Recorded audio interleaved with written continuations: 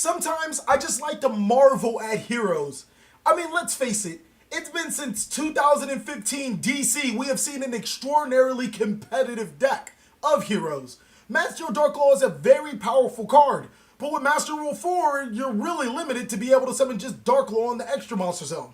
I think these late game heroics will probably show you guys heroes in a different light. I'm TheCaliEffect, and if you guys want to see more videos like this, then go ahead and destroy that subscribe button. But more importantly, if you're ready to make a masked change, go ahead and hit that notification bell because, well, we just too strong.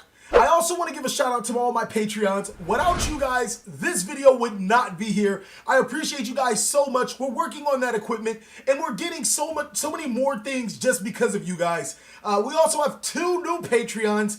Now, I don't want to butcher your names. If I say it wrong, then go ahead and feel free to correct me. One is Mains Nyani, and the other one is Moritz Bulla. Really appreciate you guys and excited to have you as a part of the community as well.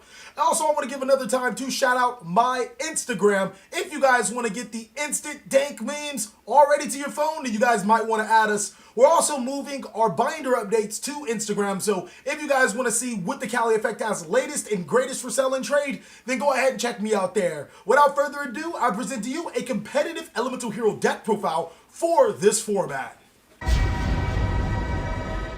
Alright, ladies and gentlemen, so starting off with the stats of this hero deck, it's pretty good overall. I think that the heroes are pretty decent. Now, where they really struggle is consistency, because sometimes you'll draw those equipped spell cards and you don't really want to draw those equipped spell cards, but it is what it is. I think that this deck definitely has some late game heroics that'll lend you a hand for game. And ultimately, I want to say at the very best it can compete at a regional level, and I'm not saying that it can't topple YCS, but I want to say that that's the ceiling, or that's the ceiling I see it as. Starting off with the monsters, we're going to run 2 copies, or I'm sorry, actually we're going to start off with this card, 3 copies of Vision Hero Vyon. This card is extremely powerful. When it is normal summoned or special summoned, you can send 1 hero monster from your deck to your graveyard. This card actually allows us to get E-Sold and pop up with E-Sold extremely well, but its second effect is also not to be overlooked. You can banish a hero monster in your graveyard, to add 1 Polymerization from your deck to your hand, and for the longest I was like, man, all these hero monsters I would add to my hand through the effect of E-Soul, through the effect of Shadow Mist, through so many effects, I'm like, what can I do to better generate advantage? And then I started polymerizing my opponent and swinging for game. So this card is extraordinarily powerful. Another 3 that we're going to follow it up with is 3 copies of Destiny Hero Malicious. This card is nasty. I mean, it earned its reputation as malicious for a reason. If this card is in the graveyard, you can banish it to special summon another copy of Destiny Hero Malicious from your deck to your side of the field. So what you normally do is you normal summon the Vision Hero Vyon, you send Destiny Hero Malicious from your deck to your graveyard, and then you can start popping off with your combos. Malicious can banish Malicious to summon Malicious, and then you can use those 2 for a link summon of E-Sold, all because of 1 card. It's an extremely powerful combo. It actually is how a lot of your good boards start. Next, we're going to be running 2 copies of Elemental Hero Shadow Mist. Now, I know that some of you guys might miss what I'm going to say, but it's a reason why I only run 2 copies. This is a card that you don't want to see in your hand. Like, seriously, I just don't want to see it. I never want this card in my hand. And when you guys play 3 copies of a card, either you're playing it because it's a card like Destiny or Malicious, and it works so well with each other, or you're playing it because you want to see it in your hand. Now, I opt for 2 because normally you only need 1 copy of this to start popping off with your combos and your effects. But even more importantly, I don't want to open this card in my hand. Nextly, I'm going to play 2 copies of Elemental Hero Honesty Neos. Now, I'm going to be honest with you guys. This card is really good at keeping your opponent on their toes or keeping them honest with you. Get it? Because he's Honesty Neos. His effects are actually really good. While he's a monster on the field, you can discard 1 hero monster from your hand to the graveyard and he gains that attack. So in case you just so happen to brick Malicious in your hand and can summon him to your side of the field, which isn't terribly hard in this specific build, you can actually ditch Malicious to give him attack and then still activate your effects of Destiny Hero Malicious. But even more importantly, you can pitch him to the graveyard and 1 of your hero monsters gain 2,500 attack. Now I'm telling you guys, this card will literally win you games. It's just that powerful. Next is 1 copy of Elemental Hero Voltic. Now, if you guys are really hell-bent on keeping the Shadow Mist in your deck, this is a card you can cut, but it has so many great properties for it. So basically, now that you're running 2 copies of Honest Neos, this monster is almost guaranteed to win every battle, seeing that it'll be 3,500 attack. And when it inflicts damage to your opponent, you can spell summon 1 hero elemental hero monster that is banished to your side of the field. So he is a free Link 2 monster when he inflicts damage. He also allows you to tutor elemental hero Shadow Mist from your banish zone to your field, which will trigger your elemental hero Shadow Mist effect. It's just so good. Everything about this card is awesome. Next is 1 copy of Elemental Hero Batman, and Batman is, he's such a good card and he's such a bad card. Now, his good thing is that he's a water monster. It actually comes up a lot that he's a water monster. The fusion monsters that you make are pretty reliant on having a water monster, so he's good in that aspect. The bad thing is that you have to have no cards in your hand to spell summon them to your side of the field. Now, the biggest problem with that is that hand traps are a thing, and hand traps tend to sit in your hand and not allow you to spell summon Bubbleman to your side of the field. But in the event that you don't, you can search your Bubbleman and spell summon them to your side of the field, and then get that water presence of an elemental hero monster. He's still really powerful. That's it for all of the Elemental Hero monsters. Elemental Heroes are a great anti-meta deck, and you want to keep them at low monster counts because not only are they some of the most searchable warrior monsters in the game, you don't necessarily need a handful of Elemental Hero monsters in your hand to win the game. We do play 4 hand traps, and it's some of the best in the game. 2 copies of Ash Blossom and Joyous Spring, and 2 copies of Ghost Bell and Haunted Mansion. Now, if you guys can't afford either of these,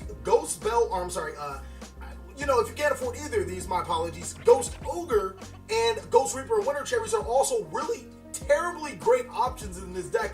Ghost Reaper and Winter Cherries is really good. I'm just going to tell you, it's like a godsend in this deck because you don't have to change your extra deck to hit some of the meta decks out right now. But for right now, we're going to play Ghost Bell and Ash Blossom because these cards are really good hits to what's going on in the meta right now. So that's it for the monsters at what I believe is 16 monsters. For the spells, 3 copies of Mass Change. This card is, oh my, if there was ever an Obama in Yu-Gi-Oh!, this is the card. You can target one face of elemental hero or hero monster you control and change it to a same monster of the attribute. So basically, all of your hero monsters can either become Dark Law or they can become Acid, which is pretty problematic for your opponent. Acid being a Harpy's Feather Duster and Dark Law being almost a win condition, a one-sided macro cosmos to your opponent. It's just something to really think about when you start playing this deck. 3 copies of A Hero Lives. Now, this card is extremely powerful to the deck because at the cost of half your life points, meaning that you'll always be able to activate it. You can spell summon 1 elemental hero monster from your deck to your side of the field for free. This card is just really, really good. Now, a lot of players don't like this card because Ash Blossom and Joyous Spring is a card. So we actually do play 2 Called by the Grave. When our opponent Ash Blossoms and Joyous Spring our hero lives, then nah, I think we're going to resolve that a hero lives. Called by the Grave that Ash Blossom. And more importantly, if you guys don't run the Ash Blossom in your main board, if you guys are using Ghost Ogres, or even if you guys are using Ghost Reapers, if you call by the Grave the Ash Blossom, then you don't have to worry about your Ash Blossom being dead. It's just a really good thing to know about what Called by the Grave. Another card, some other spells that I want to talk to you guys about is a Sky Striker engine. We actually do play a pretty big Sky Striker engine. We play 2 copies of Startup Engage and 3 copies of Sky Striker Hornet Drones. Now, I know this doesn't seem too huge, but for the people that can't afford Star Strikers or Sky Striker Startup Engages, you guys can substitute that for either more equipped spells. You can substitute it for a Monster Reborn or Raigeki. There's so many other great cards that you guys could substitute it for, so you're not just dropping almost $240 on 2 cards. But Hornet Drones is actually why the deck is so amazing and why we can run such a low monster count.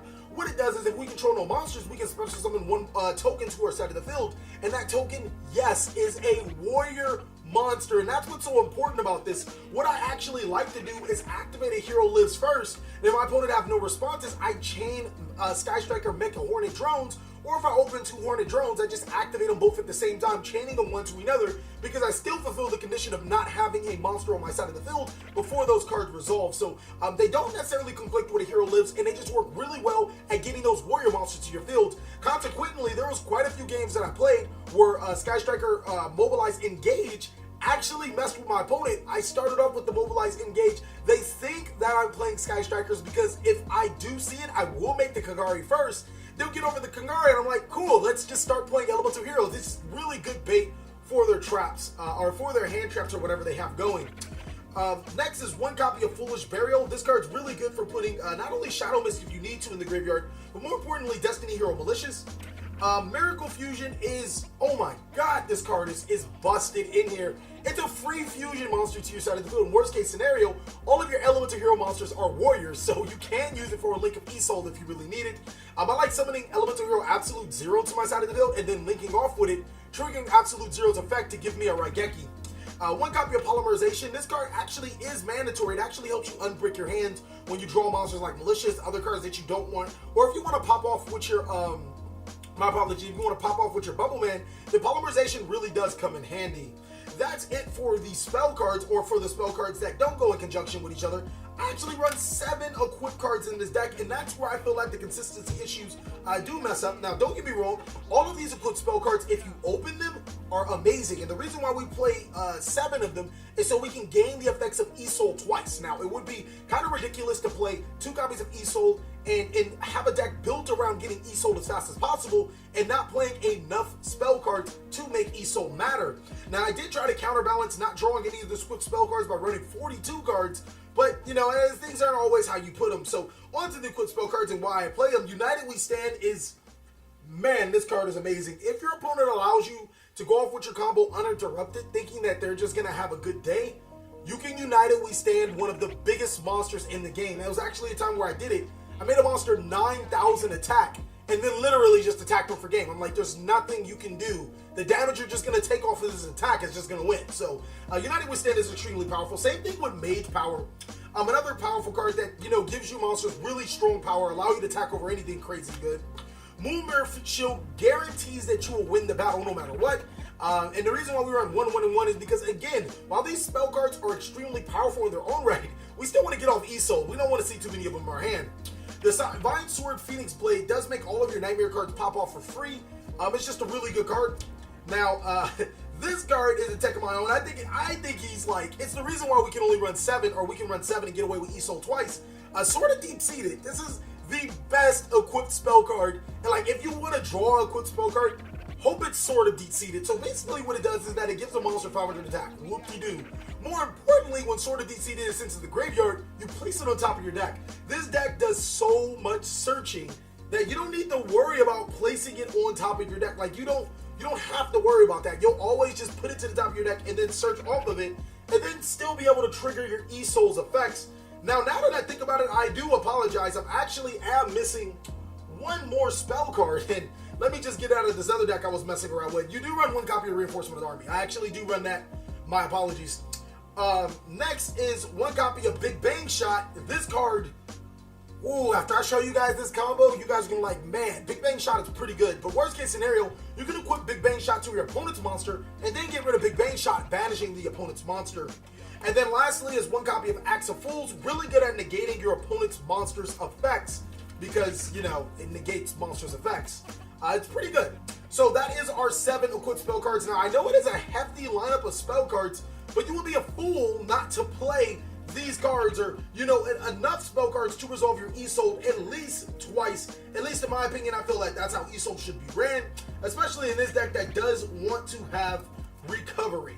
So, I mean, on the surface, this deck looks ordinary, but when this deck does put on the mask, it's extraordinary. Lastly, for the traps, is 3 copies of Infinite Impermanence. You guys can substitute Infinite Impermanence with Solemn Strikes. You can even substitute them for more hand traps if you guys wanted to. This is probably the best one. The reason why I was trying to keep Bubbleman so well into this deck is because this card is a hand trap, as well as being a card that you can set and still trigger off your Bubbleman. Unfortunately, we don't have enough Infinite Impermanences to go around for Bubbleman, or for us to drop hand traps. Now, that is it for the traps. Let me get you onto the extra deck. Oh, man, I'm telling you, 2 copies of Masked Hero Dark Law. Now, this card lays down the law in a very sinister, or you could even say dark way. Get it? Because his name is Dark Law. One-sided macrocosmos. When your opponent searches, you can banish cards from their hands. This essentially shuts out Sky Striker. If you go first, you're going to make your opponent cry, because all their cards are going to go to the graveyard. Now, your opponent obviously does have cards like Sky Striker, Mobilize, Engage. Or not Sky Striker, Mobilizing, my apology. They do have Afterburners, and they also have Widow Anchor. But we have a spicy card in our side deck that you guys could main that will give you guys an edge. 1 copy of Elemental Hero Absolute Zero. This is a Raigeki to your opponent. 1 copy of Vision Hero Adoration. The reason why you run this is because it just requires 2 hero monsters. So sometimes you're in a pinch and you need to put them to your side of the field. One copy of Masked Hero Acid. This card is a Harpy's Feather Duster. Really awesome now, but Water Monsters be a Raigeki and a Harpy's Feather Duster all in one. One copy of Elemental Hero Shining. This card is actually an extremely well recovery card. When it's into the graveyard, you can add an Elemental Hero monster, 2 Elemental Hero banished monsters to your hand. And then this is the OTK card. I'm telling you guys, this card is bananas. Like, again, if our win con doesn't wait out and we go first and our opponent can't, like, you know, if they put Scapegoats on the board, summon this card, equip it with Big Bang Shot. This guy will be 5,400, he can attack 3 times. Literally, if your opponent has 3 monsters in defense position, and they are 2,000 attack, you can summon this card with a Big Bang Shot and win the game. If I remember correctly, this guy can do quite a bit of damage. It's 15,000. So if he inflicts piercing at 54, it's like 62. It becomes like 8,200 per game. My math could be wrong. I've actually equipped him with a United We Stand with 4 monsters on the field. He became 9,000, and then or 5 monsters on the field. He became 9,000, and I just went, and you know, ratata. Your opponent just couldn't play Yu-Gi-Oh! This card is a legit blowout on your opponent if they leave you just unchecked. I think that all hero builds should be playing this card. That's it for the Exceeds. For the links, one Borolo Dragon, just picking back being Boo. Just, you know, one of the best, if not the best link for in the game. One copy of Saryuja Skull Dread. This card is also pretty awesome. It allows you to reset your hand, so if you do draw those quick spell cards and you can make Saryuja, go ahead and make it. One copy of Summon Sorceress. Now, for you European players, you want to run Nightmare Unicorn instead of the Summon Sorceress, but this card's really good. It actually allows you to unbrick some really interesting hands that if you have, it allows you to get all of your hero monsters to your side of the field, be it Vyon, or if you need Shadow Mist to your side of the field. Nightmare Phoenix and Nightmare Griffin are great spot removal. Then the 2 copies of E-Soul, I mean, that card's pretty important. You can't really play this deck without it. It would be kind of pointless to play certain cards. Allows you to add a warrior monster from your deck to your hand, and allows you to summon warrior monsters from your deck to your side of the field. I actually do play 7 equipped spells, so you can summon literally any monster in your deck to your side of the field just because of E-Soul. So, you know, I just thought that would be a thing just in case. If you needed to summon Malicious, you can summon Malicious. If you need to summon Honest Neos, that could come up, and you can use the effect twice. And then lastly is Sky Striker Ace Kagari. This card's a lot more important than I thought initially. Not only does it lead off our opponent to think that we're playing Sky Strikers, but if you open Double Hornet, you can use this to recurse a card back for the next turn that you're going to follow up with if your opponent breaks your board. That is it for the extra deck. I'm telling you guys, deck has late game heroics, man. It's definitely the deck. I mean, I guess you could say I'm sold or sold the strategy really well. Get it? All right, that's it for the extra deck. Let's get on to the side deck. All right, ladies and gentlemen. Oh, one more card I actually wanted to talk to you guys about was Masked Hero Anki. This card's also really good, obviously. You could play it. I was playing it for a while. You can, if you run over your opponent's monster, it gets a change card from your deck to your hand. And then you can change it back into a Dark Claw. But on to the side deck, 3 copies of Droll and Lockbird. Just really good to lock your opponent out. Just an awesome card. If you guys aren't main decking it, I think that it should be in your sideboard because it is one of the better hand traps. 3 copies of Ghost Reaper and Winter Cherries. Now, this card is extremely powerful because I already run the E-Soul and I already run the Kagari in the main deck. They literally I use them for normal cards. So if I'm going against Goki or Sky Strikers, you know, those guys can pop right in and I won't even really need to miss anything. I'm not missing a single thing because I'm still playing my game. The third, Call by the Grave, really good against hand traps. If you notice your opponent's playing like heavy hand traps, Call by the Grave is a good card. 2 copies of Twin Twisters for back row destruction. 3 copies for Evenly Matched. If you guys cannot afford Evenly Matched Kaijus, do a pretty decent job. Sphere Mode also does a great job, but it requires your normal summon. But it can be also summoned when your opponent just goes ahead and uses the Ibly on you. The last spicy choice, because I know a lot of players are going to be like, TheCaliEffect, I can Widow Anchor your Dark Claw. I can Afterburner your Dark Claw. I can do so many things to your Dark Claw. It's just insane. 3 copies of Forbidden Lance, and this is where the sorcery comes in. So I make a Dark Claw. You activate Widow Acre, Afterburner, or Forbidden Lance it. My Dark Claw goes down to 1600 attack. But you guys also have to remember I have Honest Neos in my hand. And now Forbidden Lance makes my monster unaffected by spells and traps. It's not a lot that Sky Strikers can do. When you do that to your Dark Claw, when you make it unaffected by spells and traps for that turn, it also allows you to make, get off with your plays because, Widow Anchor and whatever, they just can't take your monsters. They can't stop your effects. Forbidden Lance is just really good. It also allows you to pop off with your your elemental hero monster, the thunder one, Voltic, because it can reduce an opponent's monster's attack, and then you can attack over it. It's just so good. It's really versatile right now. I don't think I would main deck it unless I see nothing but Sky Strikers, but I think it's a card that everybody should be testing out. Thank you guys so much for watching another segment of the TheCaliEffect. I really hope you guys enjoyed this video. Let's be sure to let me know down below in the comment section if you guys really want to see a game about this, and what meta deck do you guys want to see this deck play against.